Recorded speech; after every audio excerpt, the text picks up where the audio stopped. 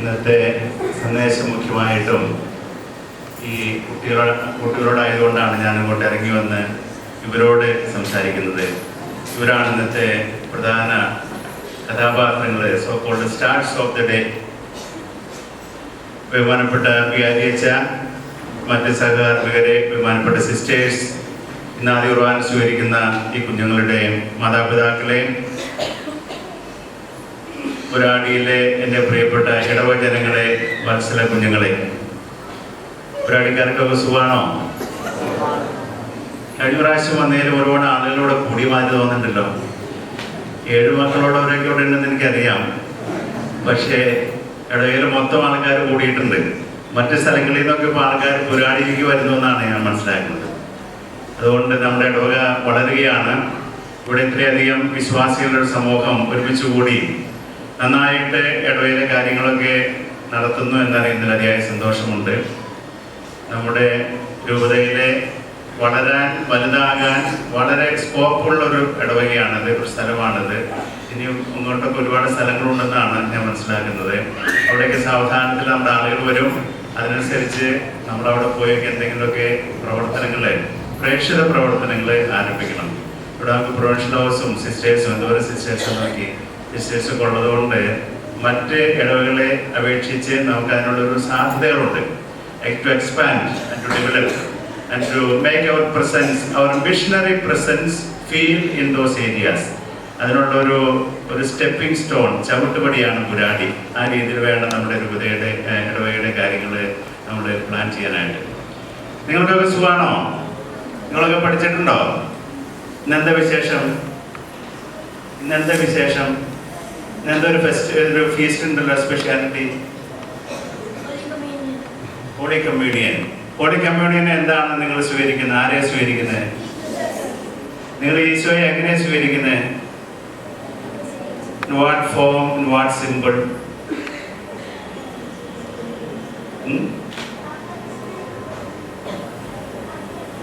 അപ്പത്തിന്റെ രൂപത്തിൽ. അപ്പത്തിന്റെ രൂപത്തിൽ. ഇവിടെ ആൾക്കാരിൽ എന്താ എഴുതി വെച്ചിരിക്കുന്നത്? I am the bread of life. Who is the bread of life? Who is the bread of life? Jesus. And you are receiving Jesus for the first time in the form of a bread.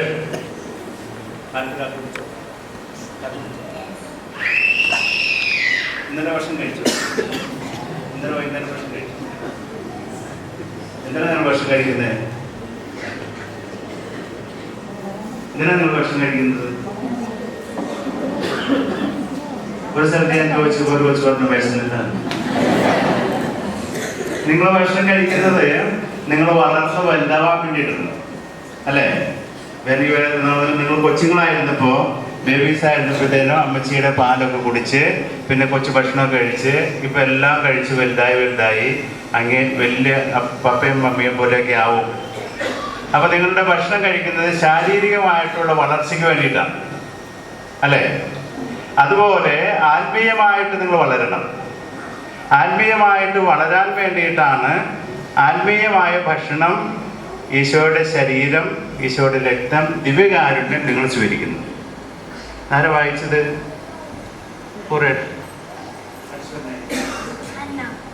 Very well. ഏത് പുസ്തകത്തിൽ നിന്ന് വായിച്ചേ? എനിക്ക് നിങ്ങൾക്കറിയാമോ ഏത് പുസ്തകത്തിൽ നിന്ന് വായിച്ചത്? ഫസ്റ്റ് കൊറിന്ത്യൻസിന്റെ പുസ്തകത്തിൽ ചാപ്റ്റർ 11. അവിടെ കൃത്യമായിട്ട് ഈശോ എങ്ങനെയാണ് ദിവ്യകാരുണ്യം സ്ഥാപിച്ചതെന്ന് പറയുന്നുണ്ട്. അവിടെ പറയുന്നത്, ഈ ഈശോയുടെ ശരീരവും രക്തവും നിങ്ങൾ സ്വീകരിക്കുന്ന വഴിയായിട്ട് നിങ്ങൾക്ക് ആത്മീയമായിട്ടുള്ള ശക്തി ലഭിക്കുന്നു, എനർജി. അതാണ് വളർച്ചയുടെ ഏറ്റവും പ്രധാനപ്പെട്ട സംഗതി. നിങ്ങൾക്ക് എനർജി ഉണ്ടാവാൻ വേണ്ടിയിട്ടാണ് നിങ്ങൾ ഭക്ഷണം കഴിക്കുന്നത്. അതുപോലെ ആത്മീയമായിട്ടുള്ള വളർച്ചയ്ക്ക് യു നീഡ് സ്പിരിച്വൽ എനർജി. ഒരുപാട് പേര് നെഗറ്റീവ് എനർജി, പോസിറ്റീവ് എനർജി എന്നൊക്കെ പറയുന്നുണ്ടല്ലോ. അതുപോലെ തന്നെ പ്രധാനപ്പെട്ടതാണ് സ്പിരിച്വൽ എനർജി. അപ്പോൾ പൗലോസ് ശ്ലീഹായുടെ ലേഖനത്തിൽ പറയുന്നു, ഇത് കഴിക്കുന്ന വഴിയായിട്ട് നിങ്ങൾക്ക് സ്പിരിച്വൽ എനർജി കിട്ടും. അതുവഴി നിങ്ങൾക്ക് നിത്യജീവൻ കിട്ടും. ഭക്ഷണം കഴിക്കുന്ന വഴിയായിട്ട് നമുക്ക് ശാരീരികമായിട്ടുള്ള ജീവൻ ഉണ്ടാകുന്ന പോലെ തന്നെ ആത്മീയമായിട്ടുള്ള ജീവന്റെ, നിത്യജീവന്റെ അച്ചാരമാണ്, ഉറപ്പാണ് ദിവ്യകാരുണ്യം. The bread of life. അതാണ് അവിടെ എഴുതി വെച്ചിരിക്കുന്നത്. I am the bread of life, eternal life. ഇന്ന് വായിച്ച സുവിശേഷം നിങ്ങൾ ശ്രദ്ധിച്ചോ? ഇതാ വായിച്ച സുവിശേഷം ഏത് പുസ്തകത്തിൽ നിന്നായിരുന്നു? Saint John. നിങ്ങൾ മിടുക്കന്മാരാണല്ലോ ഇപ്പം. നിങ്ങൾ മലയാളത്തിൽ വായിച്ചാലും ഒരു ഇംഗ്ലീഷിലോ ഉത്തരം പറയും. നിങ്ങളിപ്പോൾ എല്ലാം ശ്രദ്ധിച്ച് കേൾക്കുന്നുള്ളതാണ്. From the gospel of saint John. അവിടെ പറഞ്ഞിരിക്കുന്നത് അങ്ങനെ തന്നെയാണ്.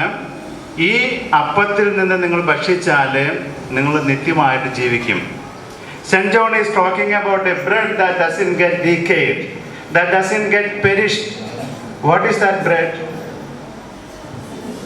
The body of Christ. Body of Christ. And that's what we are receiving today for the first time. അതുകൊണ്ട് തന്നെ കാത്തലിക്സ് ആയിട്ടുള്ള നമുക്ക് ആൺകുട്ടികൾക്കും പെൺകുട്ടികൾക്കും ഇത് വളരെ പ്രധാനപ്പെട്ട ദിവസമാണ്. അതുകൊണ്ടാണ് നിങ്ങൾ ഇത്രയും സുന്ദരികളായിട്ട് അണിഞ്ഞൊരുങ്ങിയൊക്കെ വന്നിരിക്കുന്നത്. It look good. ഇനി എന്താണെന്നറിയാമോ നിങ്ങൾ ഇത്രയും മനോഹരമായിട്ട് ഡ്രസ്സ് ചെയ്ത് മേക്കപ്പ് ഒക്കെ ചെയ്ത് വരുന്നത്? തൊഴിലേക്ക് മുടിയൊക്കെ ഇട്ട് ചിരിക്കണ്ടല്ലോ. ഇനി നിങ്ങളുടെ കല്യാണത്തിനാണ് നിങ്ങൾ ഇങ്ങനെ അണിയിച്ചൊരുക്കുന്നത്. For your marriage. അത്ര പ്രധാനപ്പെട്ട ഒരു ദിവസമാണ് ഇന്ന്. അത്ര പ്രധാനപ്പെട്ട ദിവസത്തിന് നിങ്ങൾ ആത്മീയമായിട്ട് ഒരുങ്ങണം. നമസ്കാരങ്ങളൊക്കെ പഠിച്ചിട്ടില്ലേ? ആരെ പഠിപ്പിച്ചത്?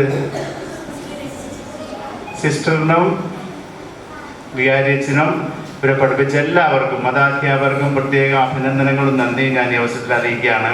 നമ്മുടെ എല്ലാ ഇടവകയിലും ഇതുപോലെ കുറച്ച് വോളണ്ടിയേഴ്സ് ഉണ്ട്. അതുകൊണ്ടൊക്കെ കാര്യങ്ങൾ നടക്കുന്നത്.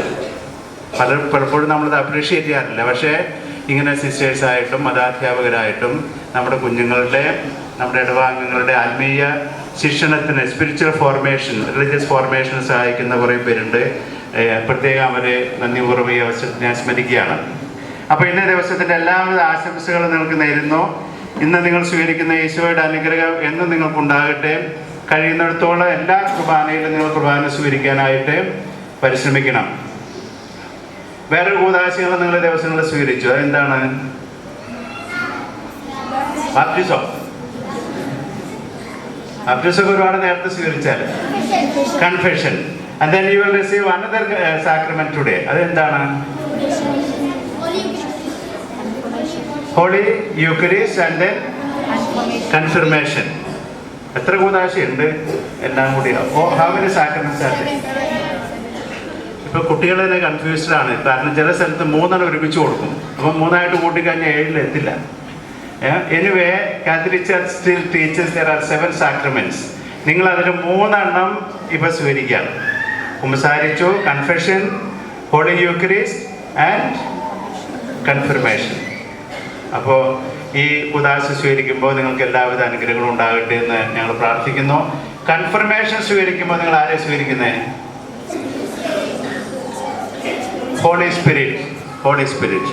ഈ ഹോളി സ്പിരിറ്റ് വഴിയായിട്ട് നിങ്ങൾ സഭ പഠിപ്പിക്കുന്നത് ക്രിസ്തുവിൻ്റെ പടയാളികളായിട്ട് മാറുമെന്നാണ്. മനസ്സിലാവുന്നുണ്ടോ? നിങ്ങൾ പപ്പയോടും മമ്മയോടൊക്കെ ചോദിക്കുക, അവർ ഈ കൺഫർമേഷൻ സ്വീകരിച്ചപ്പോൾ എന്താണ് അവരെ പഠിപ്പിച്ചതെന്ന്.